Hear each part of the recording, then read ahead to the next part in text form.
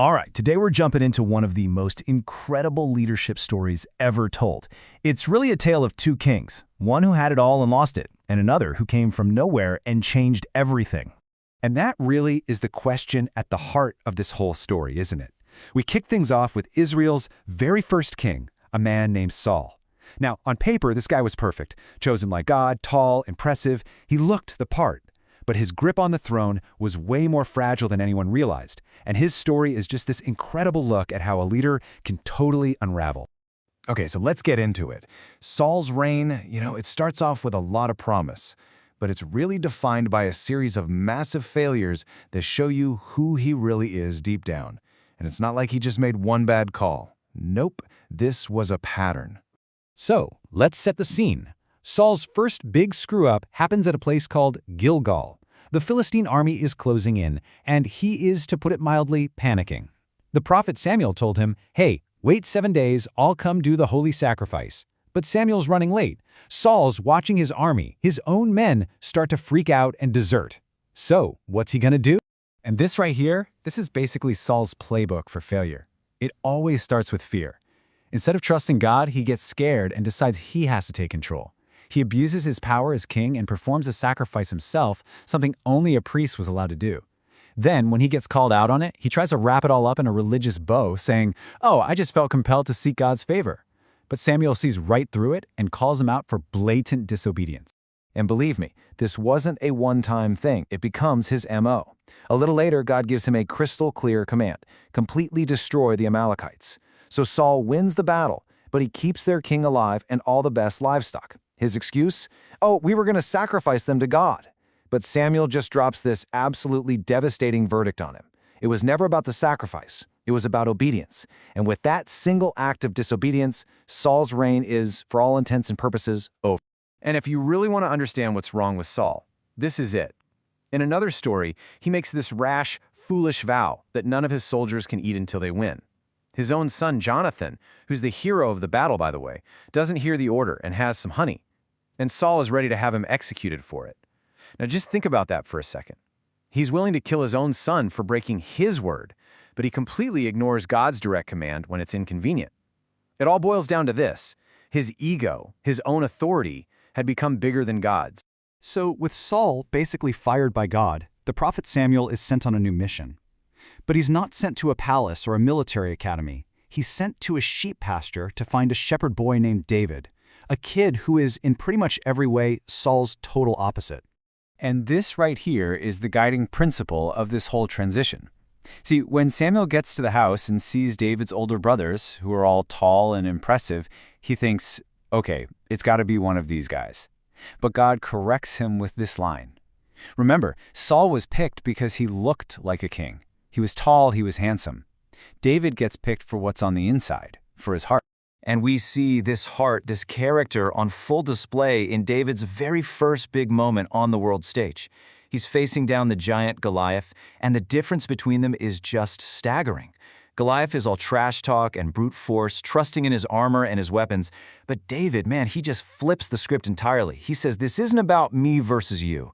This is about my God versus your idols. And we all know how this ends, right? David wins. He's an instant superstar, a national hero.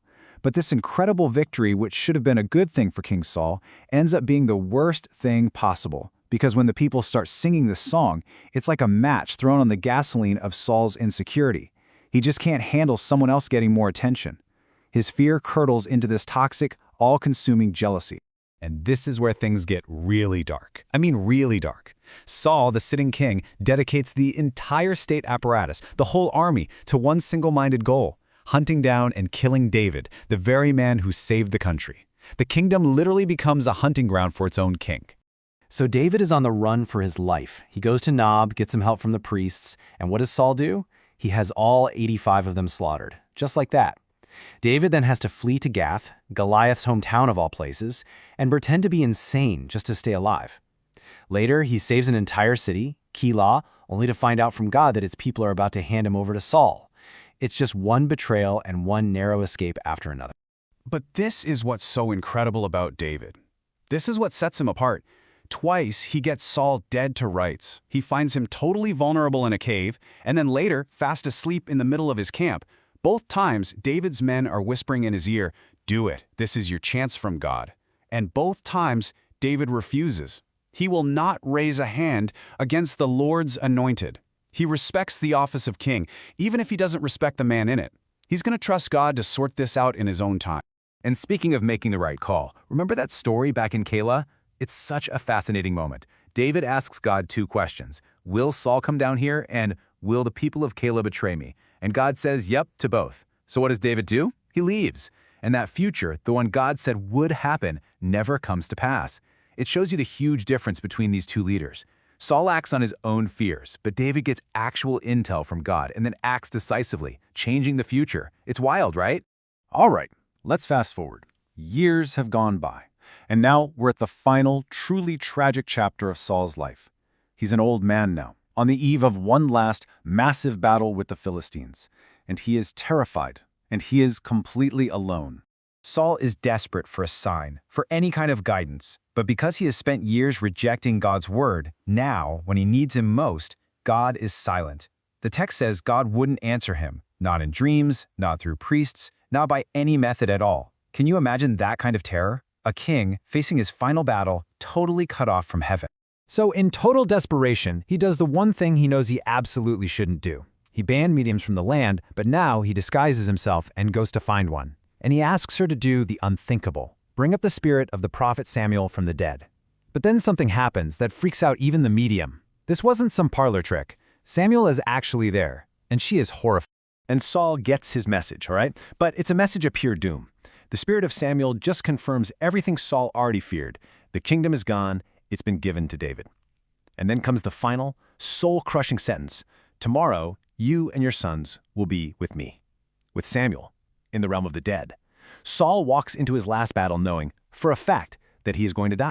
And that leaves us with this really haunting final thought. Samuel, from beyond the grave, knew exactly what was happening on earth. He was still watching the consequences of Saul's choices play out. It's a powerful idea, isn't it?